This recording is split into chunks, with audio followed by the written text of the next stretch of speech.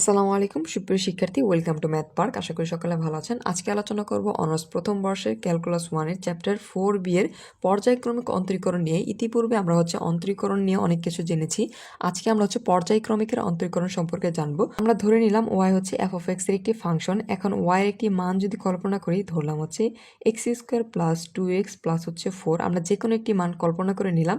এখন এই মানকে যদি আমরা অন্তরীকরণ করি dy বাই dx, এবং যখন এই অংশকে আমরা অন্তরীকরণ করব d বাই dx, আর এখানে থাকবে x² প্লাস 2x প্লাস 4।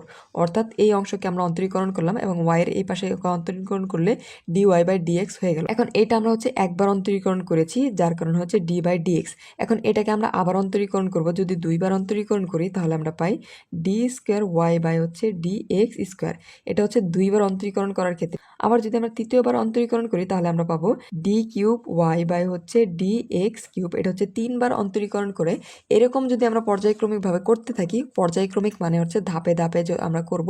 এখন তিনবার করতে আমরা শেষবার যখন করব আমরা n দ্বারা করব। জানি n দ্বারা সর্বশেষ বোঝায়, তাহলে এই ক্ষেত্রে হবে dn y by dx to the power n। এটা আমাদের n-তম পদের ক্ষেত্রে, অর্থাৎ আমরা 1 2 3 এরকম যখন করতে করতে একসময় n পর্যন্ত চলে যাব, সেই ক্ষেত্রে আমরা এইরকম একটা অন্তরীকরণ পাবো। আমরা ধরে নিলাম cos x কে অন্তরীকরণ করব। এই cos x এটা প্রথমবার। দ্বিতীয় ক্ষেত্রে করলে আমরা পাবো cos x স্কোয়ার x। তৃতীয় ক্ষেত্রে হবে cos কিউব x, এবং যখন n পর্যন্ত করবো অর্থাৎ n-তম পদ পর্যন্ত, তখন cos n হয়ে যাবে x। এইভাবে আমরা পর্যায়ক্রমিকভাবে অন্তরীকরণ করি। এখন অন্তরীকরণের ক্ষেত্রে একটু খেয়াল করুন, আমরা যখন প্রথমবার অন্তরীকরণ করি এইটা এইভাবে প্রকাশ করে, অর্থাৎ dy বাই dx। এটা কিন্তু শুধু একভাবে না, আরও কয়েকভাবে আপনাদের বইয়ে উল্লেখ করা আছে। এটা আমরা এইভাবে প্রকাশ করতে পারি, বা y1 দ্বারা প্রথম অন্তরীকরণ প্রকাশ করতে পারি। আবার dy এই দ্বারা প্রথম অন্তরীকরণ প্রকাশ করা হয়। আবার যদি আমরা y এর উপর একটি প্রাইম দিই, এটা প্রথম অন্তরীকরণ বোঝানো হয়। আবার যদি y এর উপর ফার্স্ট ব্র্যাকেট দিয়ে 1 দিই, এটাও কিন্তু প্রথম অন্তরীকরণ বোঝানো হয়। আবার যদি আমরা f প্রাইম এখানে এই x যদি ফার্স্ট ব্র্যাকেটের উপর রাখি, এটাও প্রথম অন্তরীকরণ বোঝায়। আবার যদি আমরা এরকম কিছু করি, f এর উপরে এখানে ব্র্যাকেটে 1 দিলাম, নিচে যদি x দিই, সেই ক্ষেত্রেও কিন্তু প্রথম অন্তরীকরণ বোঝায়। আবার আমরা লিখতে পারি d f অফ x, আবার যদি নিচে dx দিই, এই দ্বারাও কিন্তু প্রথম অন্তরীকরণ বোঝায়। এটা বইয়ে যদি আমরা উল্লেখ করি বা বইয়ের ক্ষেত্রে দেখি, প্রথম ক্রমের অন্তরক সহগের নির্ণয় কিন্তু এরকম অনেক ভিন্নভাবে প্রকাশ করা হয়। আপনারা মনে রাখবেন, অর্থাৎ এই চ্যাপ্টারের ক্ষেত্রে আপনাদের মনে রাখতে হবে dy বাই dx মূলত আরেকটি y1। এইটা মূলত এই অধ্যায়ে কাজে লাগবে। বাকি ক্ষেত্রে আপনারা শুধু এই দুই অংশ এবং আরেকটি dy, আরেকটা y টু দি পাওয়ার 1। এই চারটি যদি মনে রাখেন, আশা করি এই ক্যালকুলাসের যতগুলো অন্তরীকরণ রয়েছে আপনারা তা সমাধান করতে পারেন। এবং অন্তরীকরণ কিন্তু সবচাইতে গুরুত্বপূর্ণ একটি বিষয়, কারণ আপনাদের 3 থেকে শুরু করে 12 পর্যন্ত যতগুলো চ্যাপ্টার রয়েছে সব কিন্তু অন্তরীকরণ ভিত্তিক। অর্থাৎ এই অধ্যায়গুলো সমাধান করতে আপনাদের অবশ্যই অন্তরীকরণ জানতে হবে। এখন আপনাদের বইয়ে একটু খেয়াল করুন যে এখানে বলা আছে পর্যায়ক্রমিক অন্তরীকরণ এবং ইহার প্রতীক সময় আমরা বললাম এই যে dy by dx, y1 y prime y এখানে ব্র্যাকেট দিয়ে 1 dy। এখানে কিন্তু অনেকগুলো প্রকাশ করা আছে, যা দ্বারা প্রথম ক্রমের অন্তরক সহগ বোঝায়। এবং দ্বিতীয় ক্রমের ক্ষেত্রে আবার একটু লক্ষ্য করুন, আমরা কিন্তু ইতিপূর্বে জেনেছি যখন এখানে কি d square y by dx square দ্বারা দ্বিতীয় বোঝায়। এই একইভাবে এই যে এখানে যে 1 বসায়, এখানে 2 দিয়ে ডাবল প্রাইম এখানে ব্র্যাকেটে 2 d স্কোয়ার y, এই অংশ দ্বারা কিন্তু দ্বিতীয় ক্রমের অন্তরক সহগ বোঝায়। একইভাবে তৃতীয় এবং চতুর্থের ক্ষেত্রে আমরা 3 4 5 এরকম বসাবো এবং y3 y4 এরকম বসাবো। এবং যখন n-তম পদ আমরা কল্পনা করব, সেই ক্ষেত্রে এই যে পাওয়ারের জায়গায় শুধুমাত্র মাত্রা বা ঘাতের জায়গায় n বসবে। এখানে খেয়াল করুন dn by dy by dxn এবং yn fn এইভাবে প্রকাশ করা। এটাই মূলত ক্রমের অন্তরক সহগ, যা 1 থেকে শুরু করে n-তম পদ পর্যন্ত চলমান। এখন আমরা এই অধ্যায়ের বেশ কিছু উপপাদ্য এবং এক্সাম্পল সমাধান করব, যা আপনাদের জন্য গুরুত্বপূর্ণ এবং বেসিক থেকে শুরু করে অ্যাডভান্স লেভেল পর্যন্ত আমরা জানব। এখন আমরা থিওরাম 6 সমাধান করব। এখানে বলা আছে যদি y সমান সমান cos ax প্লাস b হয়, তবে দেখাও যে yn সমান সমান a to the power n cos n pi by 2 plus ax plus b। আমরা জানলাম ইতিপূর্বে অন্তরীকরণের ক্ষেত্রে প্রথম অন্তরীকরণ থেকে শুরু করে n তম পদ পর্যন্ত অন্তরীকরণ করতে হবে। এখানে শুধুমাত্র y দেওয়া আছে, y এর 1 বের করব, 2 বের করব, ও একদম yn পর্যন্ত আমরা হচ্ছে প্রমাণ করব। অর্থাৎ y এর ক্ষেত্রে প্রথম মান দেওয়া আছে এবং শেষ পদ দেওয়া আছে, আমরা হচ্ছে এর মাঝে y1 y2 এবং y3 ডট ডট ডট এইগুলো বের করে হচ্ছে সমাধান করব। তো প্রথম ক্ষেত্রে আমরা সমাধান অংশে চলে যাই। এটা যেহেতু থিওরাম, আমরা হচ্ছে প্রুফ লিখব, প্রুফ। তো এই ক্ষেত্রে খেয়াল করুন, এখানে আমাদের দেওয়া আছে কি y সমান সমান আমরা জানি এখানে cos ax প্লাস হচ্ছে b দেওয়া আছে। এই অংশকে আমরা হচ্ছে y1 যদি নির্ণয় করি, y1 সুতরাং অর্থাৎ একবার আমরা অন্তরীকরণ করব, যখন আমরা cosকে অন্তরীকরণ করব সেক্ষেত্রে আমরা জানি হচ্ছে পাই সাইন মাইনাস সাইন, আর এখানে সহগ দেওয়া আছে এ এক্স প্লাস হচ্ছে বি। এটা হচ্ছে আমরা কিন্তু এক্স কল্পনা করেছি এই অংশকে, কিন্তু এটা কি এক্স নয়।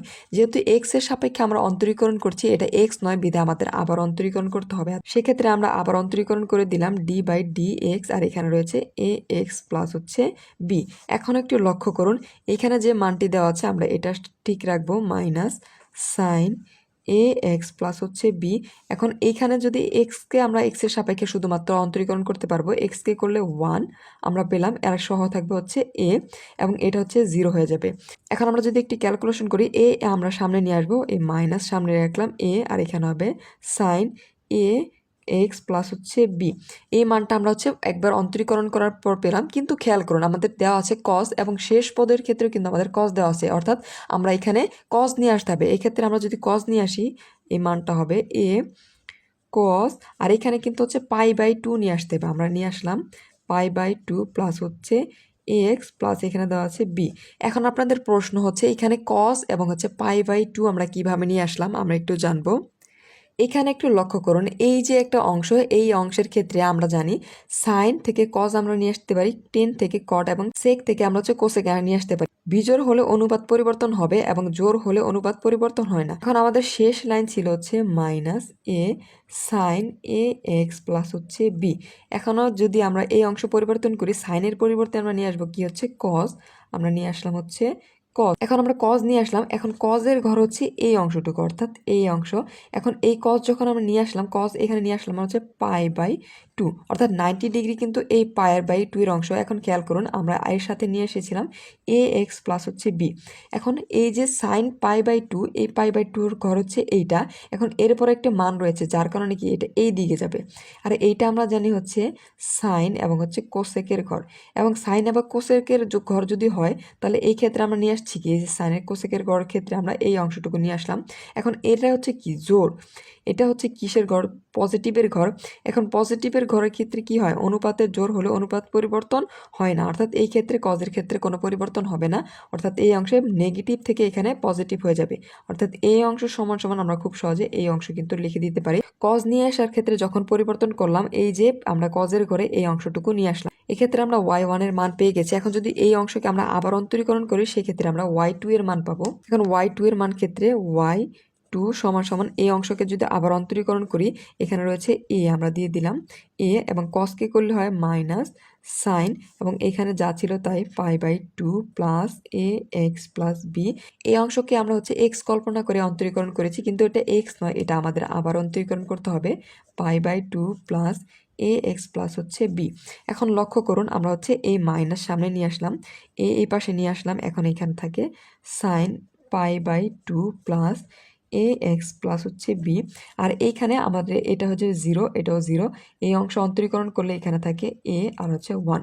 এই এর সাথে গুণ করে দিলে আমরা পাই মাইনাস এই স্কোয়ার, এখানে থাকে sine pi by 2 plus a x b, a x plus হচ্ছে বি। এখন আমাদের এইখানে কিন্তু সাইন রয়েছে, আমাদের নিয়ে আসতে হবে কস।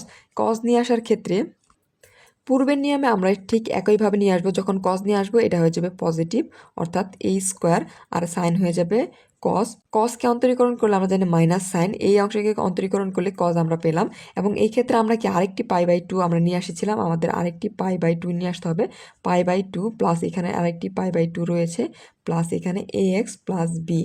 এখন যদি সাজিয়ে লিখি এই স্কোয়ার কস এখানে দুটি পাই বাই টু, তাহলে আমরা লিখতে পারি 2 পাই/2 প্লাস এ এক্স প্লাস হচ্ছে বি। যখন আমরা 1 এর ক্ষেত্রে বের করেছিলাম এখানে এ একটি ছিল এবং এই ক্ষেত্রে একটি ছিল, এবং 2 এর ক্ষেত্রে খেয়াল করুন এখানে এ স্কোয়ার চলে আসে আর এখানে 2 চলে এসেছে। যখন আমরা 3 এর ক্ষেত্রে ব্যবহার করব তখন এখানে এ 3 আসবে, এর পূর্বে 3 চলে আসবে। এখন আমরা 3 এর ক্ষেত্রে বের করলে y3 সমান সমান, এটা আবার অন্তরীকরণ করলে হয়েছে এই স্কোয়ারটা ধ্রুবক, এটা আমরা রাখলাম, কসকে করলে মাইনাস সাইন এই অংশ ঠিক থাকবে 2 পাই/2 plus a x plus B.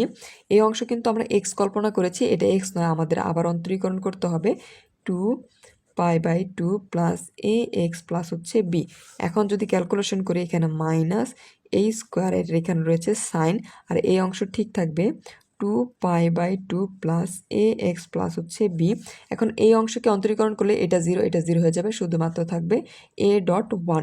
এখন এই এ যদি এর সাথে আমরা গুণ করে দিই সেক্ষেত্রে পাই এ কিউব, এই মাইনাসটা সামনে রাখলাম, আর এখানে সাইন 2 পাই/2 প্লাস হচ্ছে এ এক্স প্লাস হচ্ছে বি।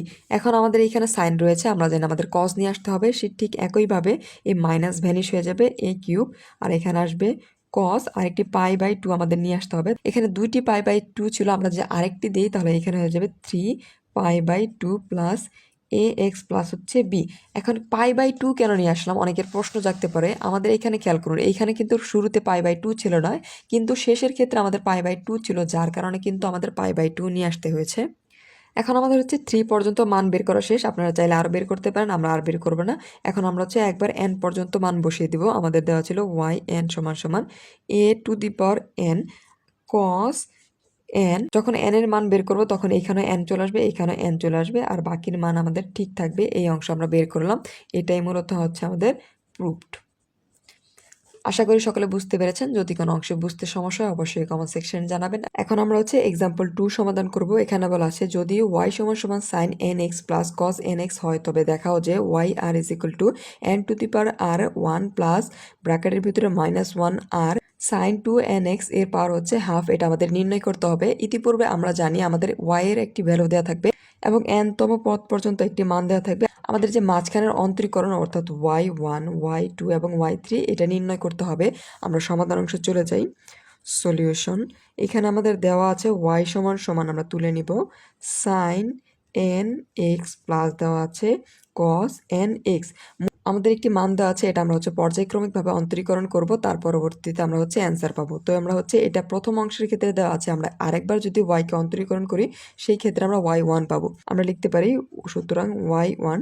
এখানে সাইনকে আমরা জানি অন্তরীকরণ করলে পাই cos, তাহলে এখানে লিখবো হচ্ছে অন্তরীকরণ করলে আমরা পাই cos nx।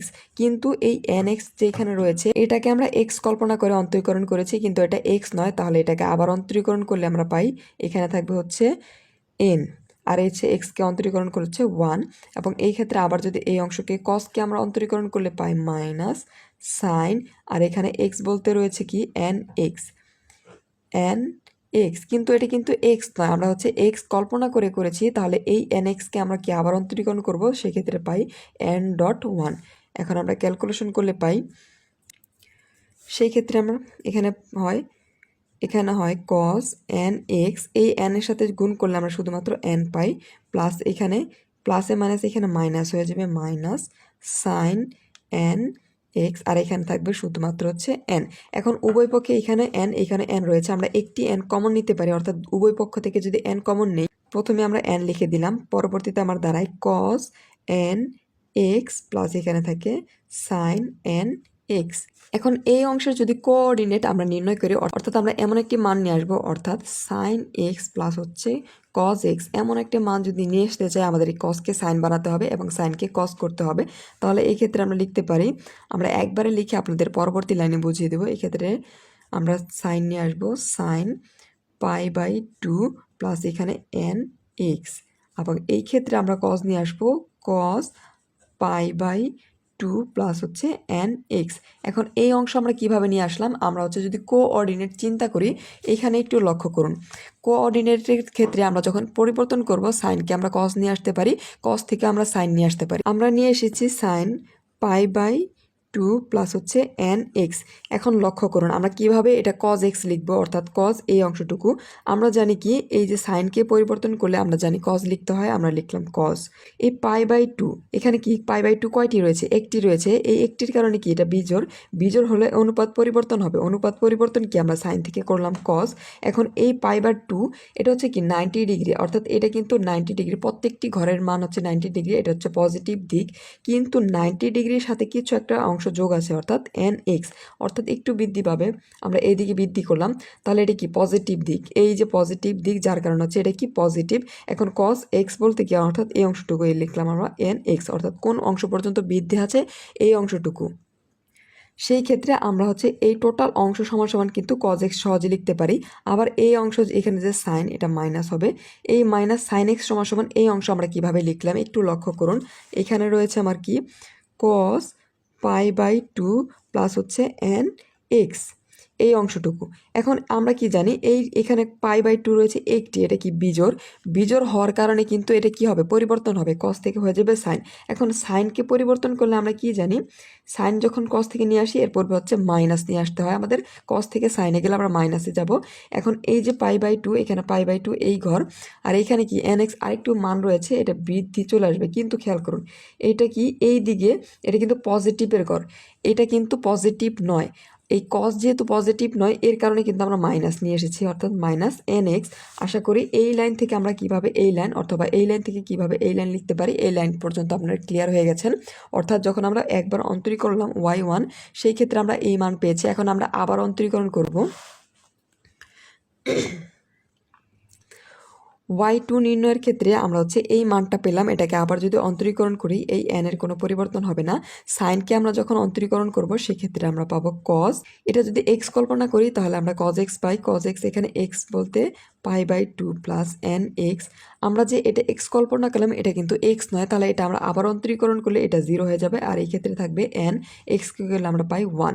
এখন আবার এই ক্ষেত্রে আমরা যখন cos-কে করবো সেই ক্ষেত্রে পাই মাইনাস সাইন এক্স, এখন সাইন এক্সকে এখানে মাইনাস দিলাম, এর পরিবর্তে সাইন, এটা আমরা এক্স পরিবর্তে এই অংশটুকু pi by two plus n x এই অংশ। এখন এটা আমরা হচ্ছে এক্স কল্পনা করে অন্তরীকরণ করেছি, কিন্তু প্রকৃতপক্ষে এটা এক্স নয়, আমরা আবার অন্তরীকরণ করলে পাই এখানে এটা 0 হয়ে যাবে, এখানে থাকবে n আর হয়ে যাবে 1। এখানে লক্ষ্য করুন এই ক্ষেত্রে n রয়েছে, এই ক্ষেত্রে n, এই n হচ্ছে কি দুইটা n আমরা কমন নিলে এই ক্ষেত্রে কিন্তু আমরা এই প্রথম দুই অংশের পূর্বে লিখতে পারি, অর্থাৎ n একটি মান। এখন এই n যদি আমরা এই অংশের সাথে নিয়ে আসি তাহলে আমরা গুণ করে দিলে পাই n স্কোয়ার, এই n স্কোয়ারটা আমরা একবারে বাইরে নিয়ে আসলাম এবং ভিতরে আমার থাকবে cos pi by two plus n x, এই অংশ তো আমাদের চলে যাবে মাইনাস, এখানে থাকবে সাইন এক্স বলতে এক pi by two plus n x, এই মানটা আমাদের থাকবে। এখন এইখানে যে মানটা রয়েছে একটু খেয়াল করুন, আমরা আবার এই কসকে সাইনে নেব এবং সাইনকে কস নেব, কোঅর্ডিনেটের মান যদি পরিবর্তন করি এখানে এন স্কোয়ার থাকবে, কস থেকে আসবে সাইন, আমরা লিখলাম সাইন, আর এটা হচ্ছে পাই বাই টু।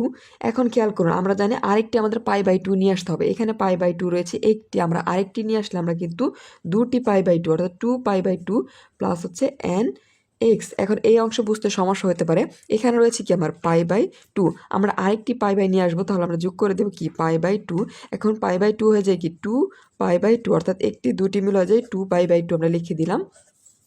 এই ক্ষেত্রে আমরা যখন নিয়ে আসবো এখানে খেয়াল করুন এই ক্ষেত্রে কিন্তু একটা মাইনাস রয়েছিল, এইখানে আমরা যখন কজ নিয়ে আসবো সাইন থেকে কজ নিয়ে আসলে একটি মাইনাস থাকবে, অর্থাৎ সেই ক্ষেত্রে এই মাইনাস মাইনাস আমরা বাদ দিলে এখানে কিন্তু আমাদের পজিটিভ মান চলে আসবে, এই পজিটিভ মান, আর এই ক্ষেত্রে থাকবে হচ্ছে কজ, এই ক্ষেত্রে হবে টু পাই বাই টু, যেহেতু আমরা আরেকটু পাই বাই টু নিয়ে আসবো এখানে এন এক্স, এই মানটা হচ্ছে আমরা পেয়ে গেলাম।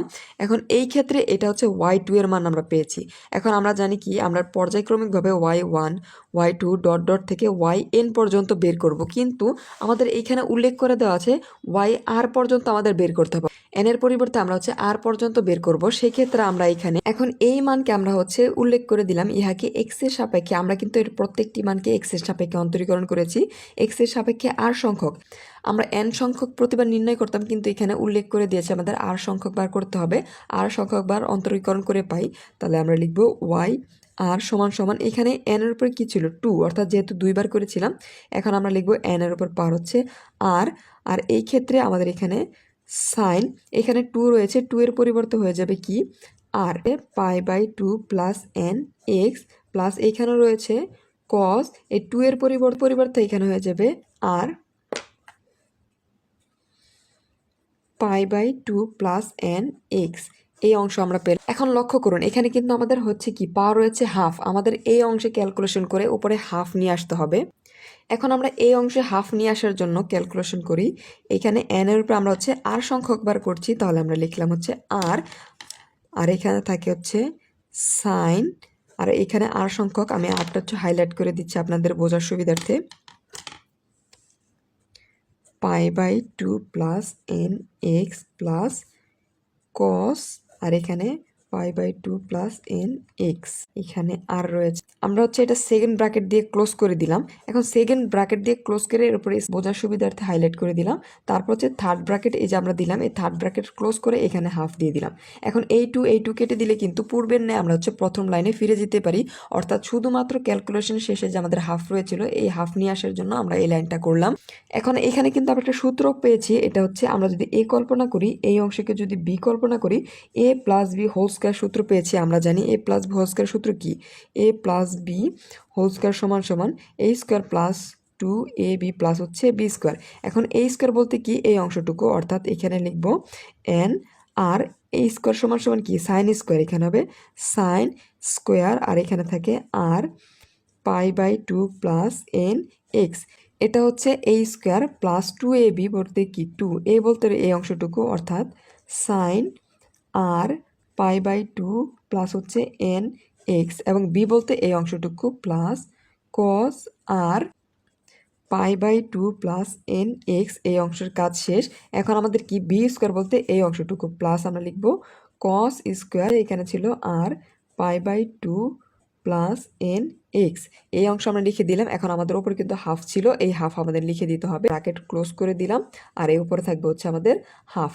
আমরা একটি সূত্র জানি, সাইন স্কোয়ার থিটা প্লাস হচ্ছে কজ স্কোয়ার থিটা সমান সমান আমরা 1 জানি, অর্থাৎ এমন একটি সূত্র জানি, সাইন স্কোয়ার থিটা প্লাস হচ্ছে কজ স্কোয়ার থিটা সমান সমান 1। এখন এই অংশ সমান সমান আমরা কি 1 লিখে দিতে পারি এখানে, আর এখানে হবে 1 প্লাস, আর বাকি যে এই অংশটুকুর ক্ষেত্রে আমরা এমন একটি সূত্র জানি, 2 sine theta dot cos theta সমান সমান লিখতে পারি সাইন 2 থিটা।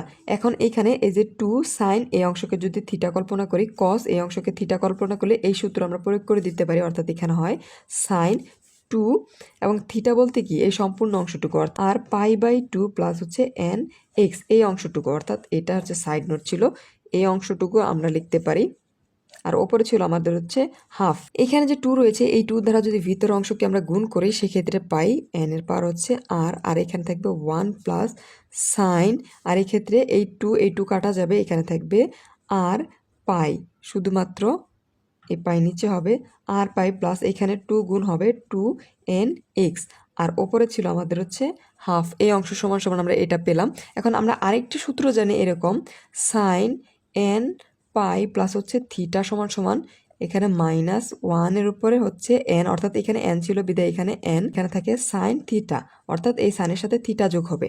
এখন এই ক্ষেত্রে যদি আমরা এই অনুসারে ক্যালকুলেশন করি, অর্থাৎ এই অংশটুকু কল্পনা করি, তাহলে এখানে কি পাই আর এন, আর এখানে যে প্লাস ছিল 1 এর লিখলাম, আর এখানে প্লাস, এই টোটাল অংশের ক্ষেত্রে আমরা হচ্ছে এই অংশটুকু চলে আসবে -1 এর উপরে কি এখানে ছিল n বিদায় n ছিল, এখানে আর রয়েছে আমরা দিব হচ্ছে আর এখানে সাইন চলে আসবে সাইনের সাথে আসবে থিটা বলতে আমাদের এখানে রয়েছে কি এই অংশটুকু, অর্থাৎ 2n এক্স, আর আমাদের ওপর থাকে হচ্ছে হাফ। এই অংশ আমরা পেলাম, এটাই মূলত আমাদের অ্যান্সার। আমরা উপরে একটু খেয়াল করুন, এই যে আমাদের ওয়াই সমান সমান কিন্তু ওপরে এই অংশ ছিল, আমরা কিন্তু এই অংশ পেয়ে গেছি, এটাই আমাদের অ্যান্সার। আশা করি সকলে বুঝতে পেরেছেন। আমরা শুধুমাত্র সূত্র প্রয়োগ করে দিয়ে স্টেপ বাই স্টেপ অন্তরীকরণ করেছি। যদি কোনো অংশ বুঝতে সমস্যা অবশ্যই কমেন্ট সেকশনে জানাবেন এবং ম্যাথ পার্কের সাথে থাকবেন। ধন্যবাদ।